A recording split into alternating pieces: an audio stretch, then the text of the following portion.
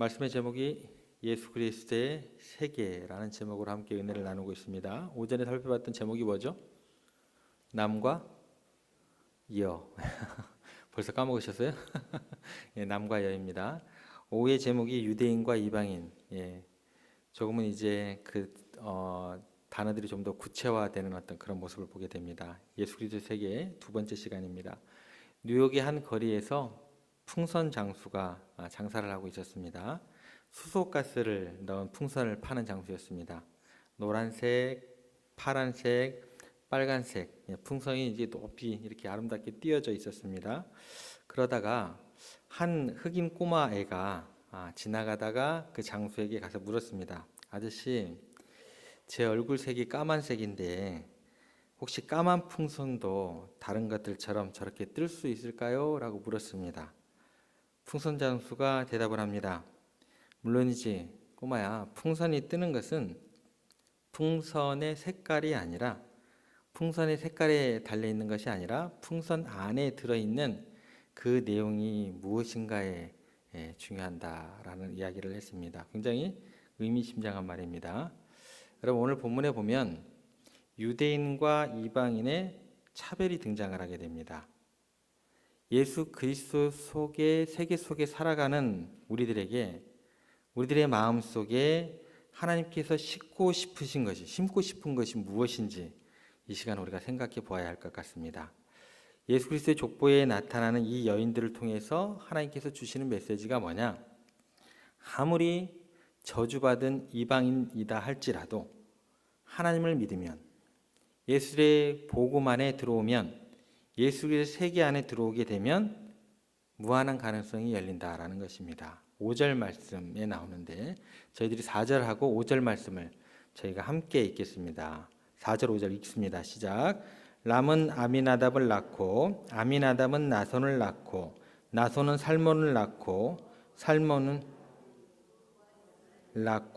보아스는 루색에서 오벳을 낳고 오벳은 이세를 낳고. 여기 4절을 한번 보겠습니다. 4절에 보면 람은 아비나답을 낳고 아미나답은 나손을 낳고, 그냥 바로바로 나코로 연결이 돼요. 누구는 누구를 낳고 누구는 누구를 낳고 이렇게 연결됩니다. 이렇게 나오다가 5절 말씀 가보세요. 5절에 가면 살몬은 보아스를 낳고가 아니에요. 바로 누가 중간에 들어와요. 누구에게서? 라합에게서 보아스가 낳고. 4절하고 5절하고 차이점을 좀 이렇게 보셔야 됩니다. 4절은 누가 누구를 낳고 누가 누구를 낳고 오다가 갑자기 5절에서는 살몬이 보아스를 낳는다고 해도 될 만한데, 살몬은 누구에게서? 라합에게서 보아스를 낳고, 보아스는 누구에게서요? 루색에서 오벳을 낳고, 이렇게 연결이 됩니다. 그러면 좀 황당한 질문 하나 드릴게요. 앞에 있는 사람들은 애 낳을 때 남자 혼자 낳았을까요? 예, 그렇게 생각도 가능하지 않아요? 예. 왜 남자가 바로 낳고 하다가 왜 갑자기 그 사이에 다른 이름이 들어오냐는 거예요. 분명히 혼자 낳은 게 분명해. 그렇게 생각하시면 안 됩니다. 예. 앞에 있는 사람들이 애 낳을 때는 혼자 낳은 게 아니에요. 그런데 거기에 왜 여자가 들어갈까? 이 여인들은요, 어떤 여인들일까요? 민족적으로 차별받는 사람들이었어요. 예. 그 가운데 들어간 여인들은, 그러니까 예수 그리스도의 조상인 다윗 왕조가 어디에서 뿌리를 두고 있는지 너희들 똑똑히 보라는 거예요. 누구에게? 유대인들에게. 너희들이 뿌리가 어딘지 똑똑히 보라는 거예요. 마태복음서라는 이 책은요, 특별히 읽는 대상이 누구였냐면 유대인들이었어요. 예. 마태복음 특별히 유대인들에게 전해지는 복음서였는데 거기에 뭐라고 나와요? 놀랍게도 살몬은 라합에게서 이렇게 나오는데, 라합은 어느 성 사람이었을까요? 여리고성 사람이었습니다. 그런데 이 여리고는 가나안 정복 전쟁을 해 들어갈 때 첫 번째 멸절된 성이에요. 첫 번째 쑥대밭이 된 성이에요. 명령하시기를 하나님께서 뭐라고 얘기를 하시냐면, 남녀노소와 상관없이 하나도 살려두지 말고 완전히 불태워서 하나님께 번제로 바치라 할 정도로 저주받은 성이었습니다. 죄악이 큰 성이었습니다. 그런 게 놀랍게 그 성에서 기생인 라합이 예수 그리스도의 족보에 당당히 등장을 하게 됩니다. 왕의 조상이 되었습니다. 그 이유가 뭘까요? 그 이유는 여호수아 2장 9절에서 11절에 나오는 하나님을 향한 라합의 신앙 고백 때문입니다.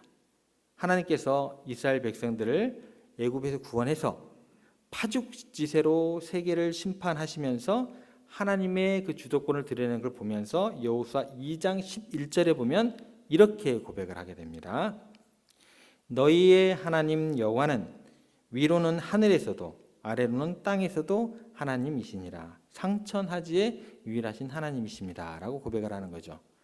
그래서 비록 그가 여루구의 기생이었지만 역사의 흐름 가운데서 하나님의 역사하심을 읽었던 여인이었습니다. 그런 안목이 있었던 여인이었습니다. 시대를 볼 수 있는 눈이 있었습니다. 무엇보다도 하나님이 행하신 일을 들었고 그분을 하늘과 땅에서 가장 위대하시고 유일하신 하나님으로 누가 고백을 했어요? 라합이 고백을 했습니다. 여러분, 아무리 이방인이어도 아무리 기생이어도 모든 사람들이 다 죄를 했다 할지라도 버려진 인생이어도 하나님을 믿으면 바로 중심에 들어온다라는 거예요.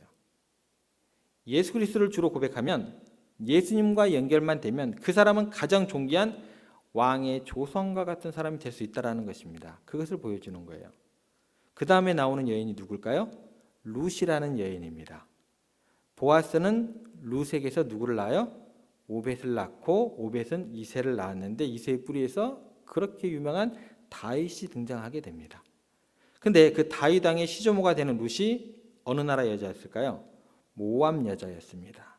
이 모압이라는 나라는 또 황당해요. 이 모압이라는 나라는 하나님께 저주를 받아도 보통 저주받은 나라가 아니에요. 너무너무나 많이 받은 나라예요. 대표적인 나라입니다. 왜냐하면 이 모압이라는 이 족속들은 자기 자녀를 데려다가 우상에게 그냥 바치는 것도 아니고 불로 태워서 제물을 바치는 아주 극악한 종교를 가지고 있었어요. 그런 종교를 믿고 있었어요. 더군다나 이스라엘 백성들이 출애굽했을 때 집요하게 이스라엘 백성들을 괴롭혔던 민족 가운데 하나입니다. 그래서 하나님께서 모압 족속은 1000대까지 영원히 이스라엘 성에 못 들어온다고 아주 저주의 저주를 내렸던 민족이었습니다. 그런데 그녀가 재혼을 하고 자기의 족속에게 돌아가라는 그 어머니, 시어머니의 나오미의 허락을 받았음에도 불구하고 자기가 그곳으로 돌아가지를 않고 자기가 믿는 신, 민족을 따라가지 않고 어머니에게 효성을 고백하고 하나님에 대한 신앙을 고백하게 됩니다. 이스라엘의 하나님이 나의 하나님이 되고 나오미의 하나님을 믿겠다고 하는 것뿐만 아니라 어머니의 하나님이 나의 하나님이 됩니다. 어머니의 백성이 나의 백성이 될 것입니다. 어머님이 죽는 곳에 나도 따라가겠습니다. 죽겠습니다. 라고 하는 놀라운 고백을 하게 됩니다. 그렇게 나의 하나님이라고 고백을 하면서 그렇게 신앙 고백했던 그 신앙 고백 위에 저주받은 모압 족속이었던 그녀도 그렇게 큰 저주를 받았던 이방이었음에도 불구하고 이스라엘의 왕족의 계보에 들어가게 되었다라는 것입니다.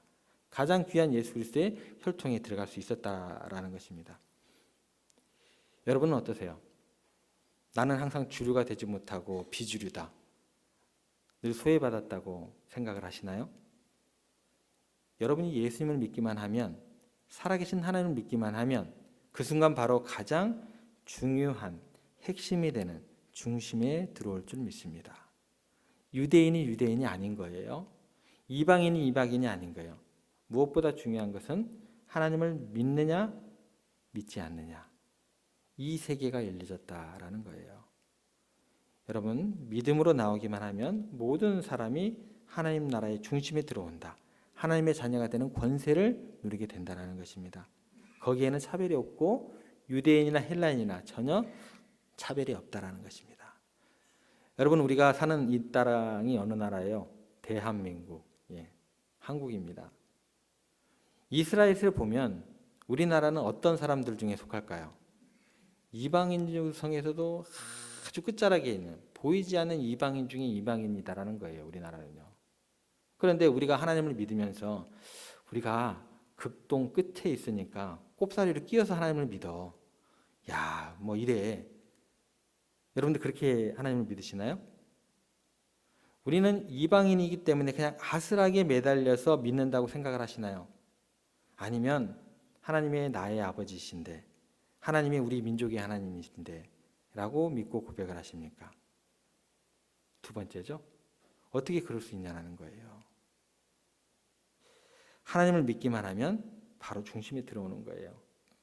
여러분, 이방인과 선민의 구별이 없어지는 세계가 예수 그리스도의 세계입니다. 영적인 유대인, 약속의 자녀는 누구나 될 수 있는 거예요. 그러면 여러분, 여기 오늘 처음 온 사람도 진짜 하나님을 믿기만 하면 바로 하나님의 가장 존귀한 자녀로 인정해 주시고 목사나 장로보다 더 사랑받는 존귀한 사람이 될 줄로 믿으시기 바랍니다. 우리 민족이 이 민족에 대한 것들이 굉장히 강해요. 순수 혈통에 대한 사모하는 마음이 있는 것 같아요. 그래서 단일 민족 국가다. 그럼 학자들의 연구에 의하면 그렇지도 않죠. 그죠? 우리 민족이 그걸 자랑하는데 그게 과연 성서적인가를 한번 생각해 보셔야 돼요. 우리 민족의 참 이방인들이 적응하기 힘든 그런 민족 가운데 하나라고 합니다. 제일 살기가 힘든 나라 가운데 하나래요. 그런데 우리나라에 지금 들어와 있는 많은 외국인들을 수를 셀 수가 없이 더욱더 늘어나고 있습니다. 제가 여주 와서 보고 깜짝 놀란 거예요. 이렇게나 많아? 제가 더 깜짝 놀래요. 제가 있었던 용산 같은 경우는 옛날 미군 기지가 있어서 아직도 미군들이 아직도 있어요. 미군들 말고 또 신촌 쪽에 가면 외국인 유학생들 말고 별로 없어요. 근데 여기는 더 많더라고요. 특히 그쪽에서 오는 동남아시아나 제3세계에 오는 사람들 중 가운데서는 우수하게 그쪽에서 유학 보내는 친구들도 많아요. 여기 와서 일하는 친구들도 굉장히 그곳에서는 나오고 싶어도 못 나오는 친구들이 여기 나와 있는 걸로 저는 알고 있습니다. 우리나라도 옛날에 인재를 보내서 그곳 가서 유학을 하고 오는 친구들도 있죠. 여러 나라에서 자기 나라의 인재를 국비 장학생으로 우리나라에 보내는 유학생들이 많이 와 있다라는 거예요. 외국 유학생들이나 근로자들이나. 그럼 이렇게도 생각해 볼 수 있어요. 우리가 선교를 한다고 했을 때 선교사님들을 보내고 그곳 가운데 많은 지원을 하면서 복음을 전하는 것과 이곳에 있는 그들에게 복음을 전하는 것과 뭐가 틀릴까요? 틀릴까요? 우리가 힘들게 선교사님을 보내서 복음 전하는 것보다 어쩌면 지금 이곳에 와 있는 그 친구들, 그 노동자들에게 하나님의 사랑을 전하면서 함께 예배하는 우리가 된다고 한다면 그 아이들이요, 그 사람들이 자기 나라 가면 리더들이 될 사람들입니다. 그러면 그 나라 복음화가 더 빨라지는 거예요. 제가 선교를 진짜 좋아해요. 청년들을 데리고 한 40명씩 데리고 가서 한 14박 15일 하고 오면 한 14박 15일 때 되면 한국이 그리울까요? 안 그리울까요? 안 그리워요. 그 이상하죠? 떠나 있으면 그리워야 되잖아요, 집이요. 저희 지금 아내가 있어서 죄송한데 집에 오기 싫어요. 제가 선교사의 어떤 사명을 받은 건 아니고요. 그 정도로 그곳 가운데 있다 보면 아무 생각이 안 들고 그 영혼들이 봐지고 그래요. 그렇게 젖어들더라고요. 그런데 여기 딱 와서 보니까 그 아이들이 막 곳곳에 막 돌아다니는 거예요. 토요일 날 딱 제가 나가는 순간 이마트 가방 하나씩 들고 막 다녀요. 그리고 제가 저희 교회 집사님들 중에 한두 분에게 혹시 일하는 친구들 중에 그 동남아시아에 있으면 좀 교회 좀 데리고 오라고, 예배 드리지 말고 밥이나 먹고 가라고 그렇게 얘기하라고. 그런 애들이 보이는 거예요. 얼마나 제가 막 가슴이 쿵당쿵당 뛰겠어요. 야, 여주가 이런 땅이구나. 쌀이 유명한 것이 아니고 선교의 최전방이 될 수 있겠구나. 여러분, 그런 생각을 주시더라고요. 절대로 그 누구도 나의 기득권 때문에 소외감을 느끼게 해서는 안 됩니다. 저는 우리 교회가 모든 사람이 다 처음 이 교회 창립될 때부터 다니는 사람이나 오늘 교회에 처음 오신 분들이나 하나님을 믿는 믿음 안에서 하나가 되기를 바랍니다. 그러기 위해서는 어떻게 해야 돼요? 내 마음 내려놓으셔야 돼요. 서로 높여주고 서로 존중하고 이게 다예요. 아니 예수님도 고개 숙여서 그렇게 하셨는데 조목사 니까짓 게 뭔데? 죄송하다는 얘기 못할 게 뭐고 또 고개 숙이지 못할 게 뭐고 그러냐는 거예요. 하나님께서 계속 강조하신 말씀이 뭐예요? 먼저 된 자가 나중되고 나중된 자들의 먼저 될 자가 많으니라. 단일 문화, 다른 문화 배격하고 가부장적인 이거는요 절대로 복음적이지가 않습니다. 제사상 앞에서 제사상 놓고 묵념하고 기도하는 게 훨씬 더 복음적이에요. 그 가치관 자체가 깨지지 않는 것 자체가 뭐예요? 그게 바리새인입니다. 그게 바리새인이에요. 행위적인 것들 그렇게 중요하지 않아요. 그래서 행위적인 것들로 예수님께서 먹고 마시기를 탐하는 자라고 항상 그 얘기를 듣고 다니셨잖아요. 경건하지 못한 것들과 어울리고 다니는 예수 같으니라고. 그런 소리 좀 들어보셨어요, 여러분들? 목사인 제가 그런 소리를 좀 많이 들어야겠습니다. 예수님을 따라가려고 한다면. 여러분 부디 그런 틀을 깨셔야 됩니다. 한국에서 편하게 지낼 수 있도록 하고 교회에 처음 발을 디뎠던 사람들이 부담 갖지 않도록 편안하게 이곳에 앉아서 정말 다른 사람 보지 않고 그냥 눈물로 흘리고 갈 수 있도록 이도저도 희망이 없기 때문에 이곳까지 발걸음하는 게 얼마나 어려운데요. 그런 문화를 만들어가고 그런 나라의 문화를 만들어가야 할 것입니다. 파리가 해방되기 전 주일에 오라토니오 위기노 성당에서 해방 감사 예배가 열렸습니다. 그때 연합군의 모든 수녀들이 다 참석하는 예배로 감격적으로 드리게 되고 개신교의 장군인 군 애니 장군이 카톨릭 교도인 드골 장군을 대신해서 예배에 참석을 하고 프랑스, 영국, 기타 국적을 가진 1,500여 명의 귀빈들이 독일의 점령에서 해방된 것을 파리를 축하하면서 예배를 드리게 됩니다. 근데 그 마지막 찬양이 너무나 감격적이어서 모든 사람이 일어나서 크게 찬양을 부르는데 놀랍게도 그 찬송이 뭐였냐면 내주는 강한 성이요 방패와 병기 대신에. 그런데 그 찬송을 누가 작사한 줄 아세요? 마틴 루터입니다.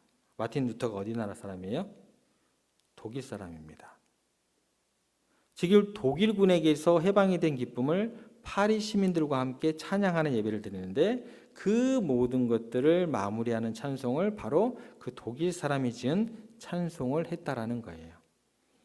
한 영국 기자가 그 광경에 참석했다가 너무나 가슴이 벅차가지고 참으로 귀한 일을 봤다. 나는 영국 사람으로서 프랑스 파리에서 세계 각국이 모인 자리에서 바로 이 전쟁을 일으킨 원흉인 독일 사람이 지은 찬송가로 표현할 수 있다는 것은 하나님의 세계가 얼마나 일치를 강조하는지, 예수 그리스도의 세계가 얼마나 하나 되게 하는 강력한 힘인지를 체험했노라고 고백을 하게 됩니다. 저는 우리 교회가 도저히 용납되지 않는 사람들이 용납되는 기적을 여는 예수 그리스도의 세계가 열려지게 되기를 간절히 소망합니다. 모든 사람이 우리 교회에 오면 쉼을 누리고 평안을 누리고 소외감을 느끼지 않고 세상에서 차별받던 사람들이 그리스도 예수 안에서 펼쳐진 놀라운 은혜의 그 세계 안에서 모두 다 거룩한 선민이 되고 하나님의 자녀됨의 영광을 누리게 되기를 간절히 소망합니다. 로마서 3장 29절 말씀에 이런 말씀이 있습니다. 하나님은 다만 유대인의 하나님이시냐? 또한 이방인의 하나님은 아니시냐? 진실로 이방인의 하나님도 되시느니라. 아멘. 또 한 구절 볼까요? 갈라디아서 3장 28절 보겠습니다. 너희는 유대인이나 헬라인이나 종이나 자유인이나 남자나 여자나 다 그리스도 예수 안에서 하나이니라. 여기 처음 보시면 어떻게 시작해요? 너희는 유대인이나 헬라인이나. 인종의 차별, 민족적 차별이 있어요, 없어요? 없습니다. 그 다음에 뭐라고 나오죠? 종이나 자유이나. 사회적인 높고 낮음의 차이가 있어요, 없어요? 가진 것에 차이가 있어요, 없어요? 신분의 차별이 없습니다. 그 다음 보시죠. 뭐라고 나오죠? 남자나 여자나. 성차별이 있어요, 없어요? 없어요. 제가 여주 세종교회 와서 가장 놀란 것 중에 뭔 줄 아세요? 여자 장로님이 계셨다는 거죠. 와! 안 돼요. 진짜 안 돼요. 70년, 80년 된 전에 섬겼던 교회요. 여자 장로님 세우려고 그렇게 노력했는데 안 됩니다. 우리 교회 좋은 교회입니다. 진짜예요. 진짜 좋은 교회예요. 예, 자랑을 하실 만해요. 예, 남자나 여자나. 그 다음에 뭐라고 나와요? 다 그리스도 예수 안에서 뭐라고요? 하나이니라. 여러분, 우리는 그리스도 예수 안에서 하나가 되는 그런 기쁨을 항상 맛보셔야 돼요. 그런 기적들이 대림절 기간을 지내는 이 시간뿐만 아니라 우리가 기다리는 2024년도에도 가득한 우리 세종교회와 우리 여러분들 되시기를 주님의 이름으로 부탁을 드립니다.